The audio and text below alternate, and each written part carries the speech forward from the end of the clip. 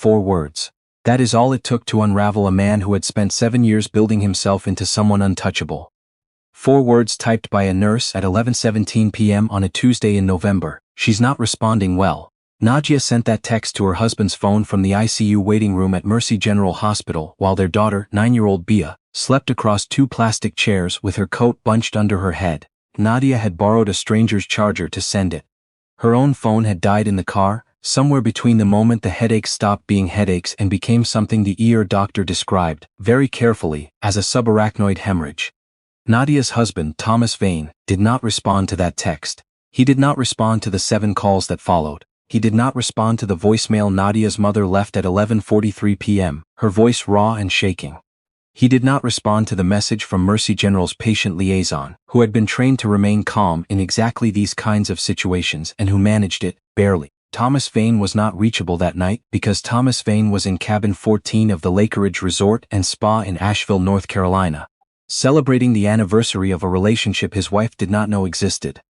The woman in cabin 14 with him was named Celeste. She worked in his firm's marketing division, which is how it always starts. Someone nearby, someone convenient, someone who asked the right questions at the right moment, when a man had already decided, without announcing it, that he was done. Thomas had silenced his phone at 9 p.m. He had placed it face down on the cedar nightstand and ordered room service and poured 2 glasses of something expensive and told himself he deserved this. He had told himself that so many times it had become a kind of religion. Nadia survived the night, but just barely. The aneurysm had bled into the subarachnoid space, and she spent the next 11 days in the neuro-ICU at Mercy General with a drain in her skull and a GCS score that her neurosurgeon, Dr. Priya Anand, described in terms that Nadia's mother, Loretta, had to write down on a notepad because her hands were shaking too badly to hold them in her head. Loretta Hale was 61 years old. She had spent 30 of those years as a paralegal at a civil litigation firm in Charlotte, which meant she understood, in ways that went beyond the merely emotional, exactly what it meant when a person in a position of responsibility failed to answer. She understood timelines. She understood documentation. And she understood that when a husband could not be reached during a medical emergency and turned up the following morning at 6:48 a.m., smelling faintly of cedar wood and bergamot and a woman's shampoo, with a story about a dead battery and a conference hotel with spotty service, the right response was not screaming. The right response was silence and a notepad. Thomas had cried in the hospital corridor that morning. Loretta had watched him do it. He had pressed his hands over his face and let his shoulders shake and made the sounds a man makes when he needs people around him to see his grief. A nurse had touched his arm. A doctor had shaken his hand. Bia had wrapped both arms around his waist and buried her face in his shirt. Loretta had stood at the end of the corridor with her notepad and written down the time he arrived. 6:48 a.m., she wrote down what he was wearing. She wrote down the name of the resort printed on the cardboard coffee cup he had carried in and set down on the waiting room table and apparently forgotten about. Lakeridge Resort and Spa, Asheville, NC. She photographed the cup before he thought to throw it away. Nadia spent 11 days in the ICU and another 3 weeks in step-down before she could sit up without assistance. The bleed had not caused permanent damage, which Dr. Anand described as something close to a miracle given the delay between symptom onset and treatment. The delay was significant. The delay had mattered. If Nadia had reached her husband earlier, if someone had been there when her vision went white and she grabbed the kitchen counter and said to Bia, very quietly, "Go get your coat, baby, we need to go to the hospital." If Thomas had answered, Loretta often thought, the drain in her daughter's skull might not have been necessary. But Thomas had not answered. And Loretta did not scream, she simply started writing things down. Thomas came to the hospital every day during Nadia's recovery. He brought flowers that he selected carefully and coffee that he ordered correctly and expressions that he had calibrated for the right mixture of guilt, relief, and devotion. He sat by Nadia's bed and held her hand and said things like, "I should have had my phone on and I will never forgive myself, and you are everything to me, do you understand? Everything."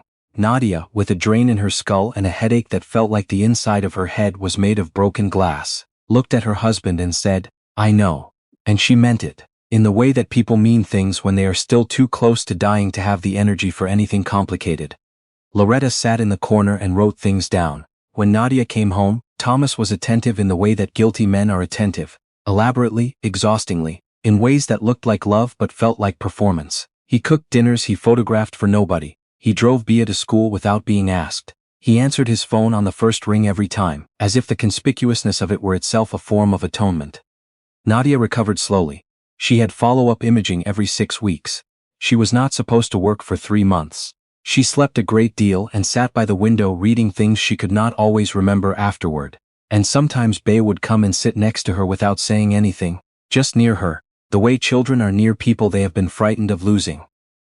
Loretta stayed in the guest room. Thomas did not love this arrangement.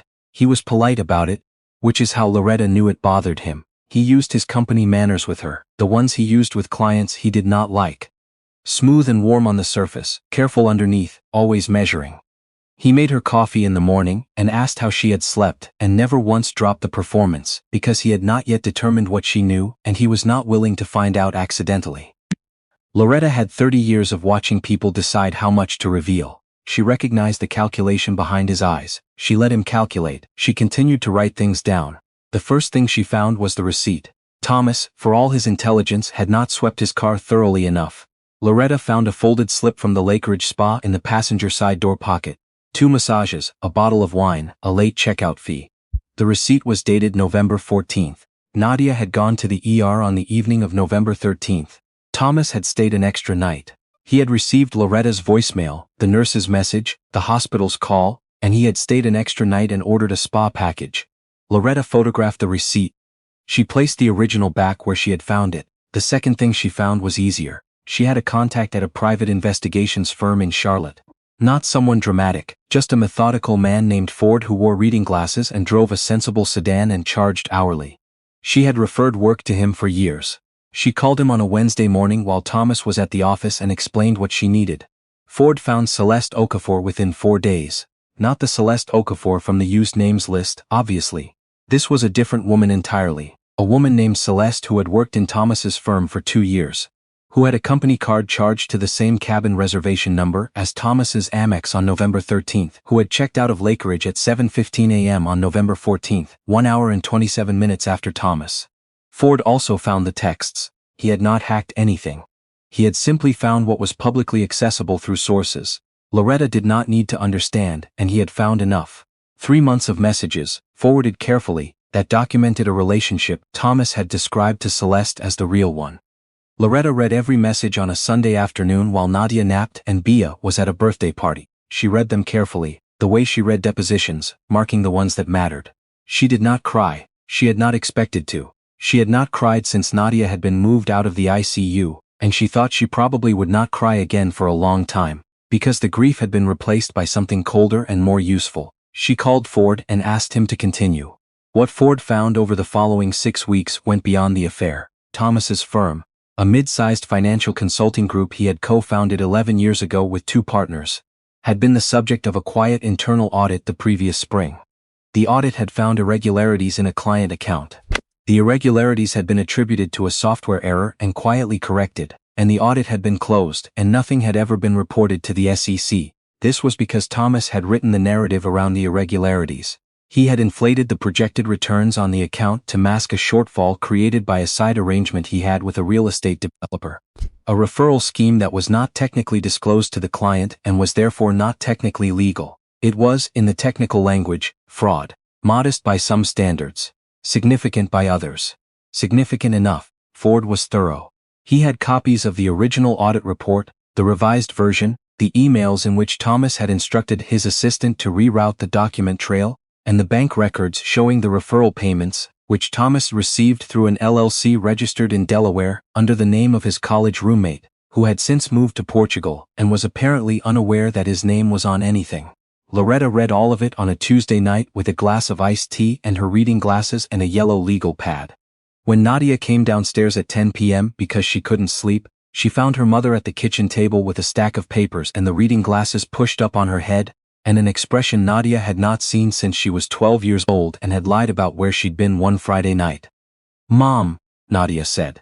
"What is that?" "Sit down, sweetheart," Loretta said. "I'm going to tell you some things and I need you to listen before you react." Nadia sat down. She looked at her mother's face and did not ask again. She had learned a long time ago that the particular stillness her mother wore in this moment was not a stillness that allowed for interruption. Loretta talked for an hour. Nadia did not cry, which surprised her. She had expected to. She sat with her hands wrapped around a mug of tea that went cold, and she listened to her mother lay out in precise and documented order the shape of the last 3 years of her marriage, the affair, the timeline, the night in November, the spa receipt, the LLC, the fraud. When Loretta finished, Nadia was quiet for a long moment. He stayed an extra night, Nadia said finally. Yes. After the hospital called, yes. Nadia looked down at the mug. He held my hand, she said. In the ICU, he cried. The nurse patted his arm. I know. He told me I was everything to him. Loretta reached across the table and placed her hand over her daughter's. He told her she was the real one, she said, not to twist the knife. Because Nadia deserved to know the full geography of what had happened to her. Nadia breathed in, breathed out. The kitchen was very quiet. What do we do, she asked. Loretta picked up her yellow legal pad. Nothing yet, she said, not a single thing. You are going to go back upstairs and sleep, and you are going to let Thomas make you coffee in the morning and take Bea to school, and you are going to let him believe that nothing has changed. Why? Because, Loretta said, in the tone that meant she had already seen 3 moves ahead. If he knows you know, he gets a lawyer. He hides the assets. He controls the narrative. He tells the partners before we do. He plays the grieving, devoted husband who had a moment of weakness and has been punishing himself ever since. She paused. But if he doesn't know, we choose the moment, we choose the ground. Nadia looked at her mother for a long moment. How long have you been planning this? Since November 14th, Loretta said, the morning he walked into that hospital with a coffee cup from Asheville. The months that followed required from Nadia a performance she had not known she was capable of. She let Thomas bring her coffee. She let him drive her to her neurology follow-ups and sit in the waiting room, reading business briefs on his phone and look up with an expression of relief when she emerged with good news. She let him put his arm around her at Bea's school recital in December. She smiled at the right moments. She did not search his phone because her mother had told her not to. Not yet, the time isn't right, and because some part of her was afraid of what she would do if she held it in her hands. She was also quietly doing other things. She had an attorney. A woman named Eleanor Park, who had been recommended by Loretta's contact and who had the particular quality, in meetings, of being absolutely still, while also giving the impression of being about to spring. Eleanor worked in family law but had a background in white-collar litigation, which mattered. She went through Ford's documentation and said, in her careful way, that she could work with this. She advised Nadia to open a personal account at a bank Thomas did not use, to begin documenting her own medical records. The delay in care, the significance of the delay, the impact on treatment. To take photographs of the financial records in the household. To be patient. He's about to be named managing partner, Eleanor said at their second meeting. He told you that? Last month, January. When is the announcement? The quarterly partner meeting. March 7th. Eleanor made a note. That's our moment, she said. Nadia thought about that on the drive home. She thought about what it meant to let a man stand on the highest point he had ever reached and then choose that exact moment to cut the ground away. She thought it was a mercy, actually, that he would be at his most confident. He would not be braced for it. He had not been braced for anything in a long time. The quarterly partner meeting of Vane, Holloway and Reed took place on a Thursday morning in March in the glass-walled conference on the 22nd floor of a building in downtown Charlotte, with views of the city that Thomas had once described, with uncharacteristic sentiment, as the reason he'd never wanted to work anywhere else. 43 people were in the room. Partners, senior associates, several invited clients. There was a catered breakfast. There were leather presentation folders. Thomas arrived in a suit he had bought specifically for this day. Navy, bespoke, the kind of thing a man buys when he is certain of what the day holds. He was presented with the managing partner announcement 12 minutes into the meeting. He stood up. He accepted it with the right amount of humility, which is to say not much. He talked about building something lasting, about the team, about the next chapter. People applauded. His phone, which he had placed face up on the table in front of him, because he had learned that lesson, he thought he had it thoroughly, showed no unusual notifications. Eleanor Park entered the conference room at 9:34 a.m. She was accompanied by 2 people, a man Thomas did not recognize, and Nadia. Nadia was wearing a coat the color of winter's slate and her hair pulled back in the composed expression of a woman who has spent 4 months deciding exactly how much to say and in exactly what order. Thomas's face did something complicated and then resolved into a smile. Nadia. His voice was warm and confused in precise measure. What are you? Sit down, Thomas, Eleanor said. Her voice carried easily. The room went quiet in the specific way of a room full of people who have been trained to read situations and have just read one. Ms. Park, one of the other partners, a man named Reed, started to say. I represent Nadia Vane, Eleanor said. And I apologize for the interruption. I'll be brief. She opened a folder and placed a document on the conference table. This is a petition for divorce, filed this morning in Mecklenburg County. Mr. Vane has been served. She placed a second document beside it. This is a referral to the SEC's whistleblower program regarding certain irregularities in the management of the Harrington account, specifically the undisclosed referral arrangement routed through a Delaware LLC. The SEC has already received a copy. So has the State Bar. She placed a third document. And this, Eleanor said, is a notarized statement from the medical team at Mercy General Hospital's neurology unit, documenting the timeline of Nadia Vane's treatment on the night of November 13th, including the delay attributable to her husband's unavailability, and the clinical assessment of how that delay impacted her care. She closed the folder. The room was very still. Thomas had not sat down. He was standing at the head of the table with his bespoke navy suit and his managing partner folder, and an expression that was, for the first time in 7 years, entirely unmanaged. He looked, Nadia thought, like a man who had just stepped onto a floor that wasn't there. Nadia. He said her name the way a man says something he is trying to pull back. This isn't. You don't understand the full picture here. This is a private matter. There are 43 people in this room, Nadia said. Her voice was very quiet. It's not private anymore. You're making a mistake. You're still recovering. This is, whatever your mother has told you, she doesn't have the full. She has November 14th, Nadia said. She has a spa receipt and a checkout time and 3 months of text messages and a medical timeline. She looked at him steadily. She has everything, Thomas. We both do. Something shifted in his face. The calculation came back, briefly, and then collapsed. Reed and the other senior partner had already stepped away from the table and were speaking quietly to each other with the controlled urgency of men who have just been made aware that their firm is about to be in the news. The associate by the window was on his phone. The catered breakfast sat untouched. The unnamed man who had accompanied Eleanor turned out to be a forensic accountant, there to begin a voluntary cooperation process with the firm's compliance team that Eleanor had, with some delicacy, arranged as an alternative to a less cooperative process that would look considerably worse in court. Thomas was escorted to a smaller conference room by Reed. The door closed behind them. Nadia stood in the glass-walled room with her coat on and looked out at the city her husband had said he never wanted to leave. She had not slept well in 4 months. Her head still ached sometimes, a ghost of what had been there, a reminder. She thought about Bea, who was at school today, who knew only that her parents were going through something, and that Grandma Loretta was staying for a while, and who had stopped asking questions in the careful way of children who understand, instinctively, that some questions are not ready to be answered. Eleanor appeared at her elbow. You can go, she said quietly. There's nothing else you need to do here. Is it done? This part, Eleanor said, is done. The dissolution took 14 months. Thomas fought it, which Eleanor had anticipated. He retained an attorney and disputed the asset valuations and implied, in early filings, that Nadia's medical history rendered her judgment unreliable. Eleanor had anticipated that too, and had documented Nadia's competency so thoroughly that the motion was dismissed in 3 weeks. The SEC investigation moved separately and more slowly, which is how those things move. The referral arrangement was ultimately characterized as an undisclosed conflict of interest. Thomas's 2 partners, who had genuinely not known, negotiated a consent decree that kept the firm alive, restructured. Thomas was personally sanctioned and barred from acting as a registered investment advisor. He was not imprisoned. Eleanor had told Nadia not to expect that, the bar for criminal referral being what it is. What he lost was the license, the firm, the reputation, the managing partner role he had worn for exactly 6 hours, and the opinion of every person in that glass conference room. Celeste had watched the news coverage from a distance, and done what people in her position generally do, which is to immediately become very unavailable. She had left the firm in January, before any of this became public, which meant she had known something was coming and had decided her own skin was the priority. She was hired at another firm in Atlanta. Within a month of the story breaking, that firm received a detailed professional reference, not defamatory, not false, entirely factual, from Eleanor's office, and Celeste was let go. It was not cruelty, it was completeness.